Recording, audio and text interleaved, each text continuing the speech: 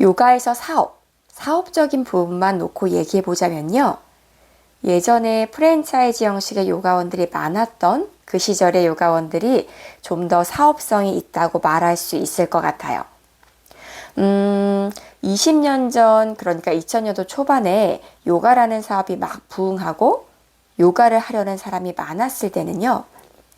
요가원이 목 좋은 곳, 중심가, 임대료가 비싸고 접근성이 뛰어난 곳에 많이 생겨났습니다.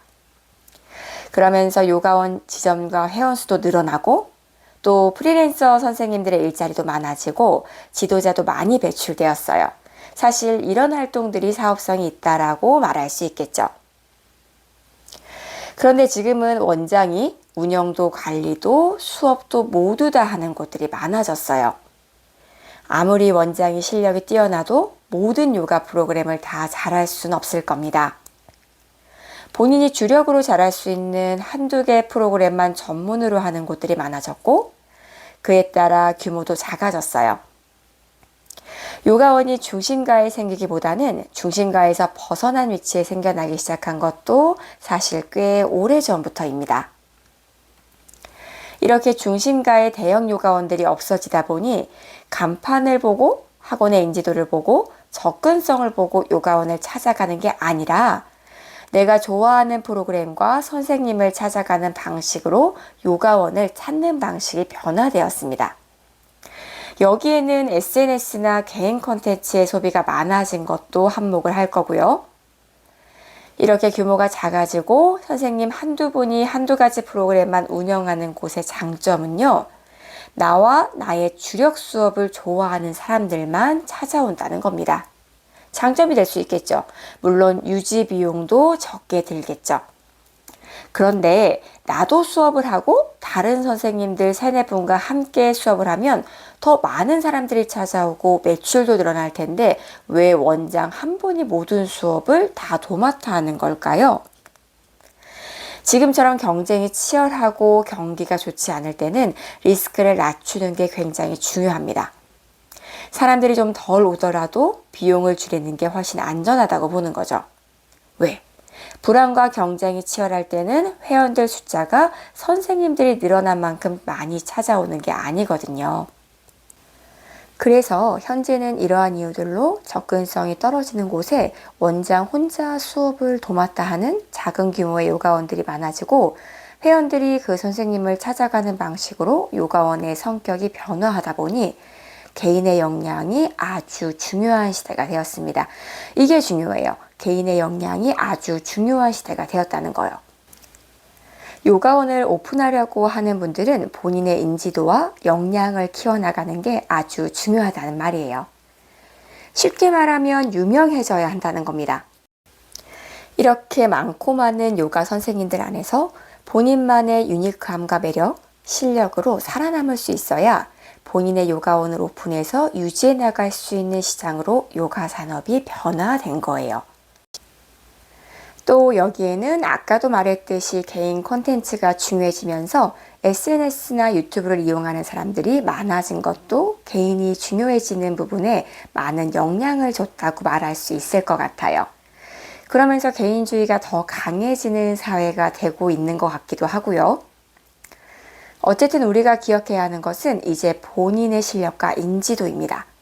내가 제주도에 가든 부산에 가든 강원도에 가든 나를 찾아올 수 있는 사람들이 있어야 한다는 거예요. 하지만 처음부터 나 유명해지겠어 이렇게만 생각하면 인지도와 실력이 쌓이기도 전에 몸과 마음이 황폐해질 겁니다. 좋은 사고와 마음으로 차근차근 노력하다 보면 자연스럽게 만나지는 순간들이 있겠죠.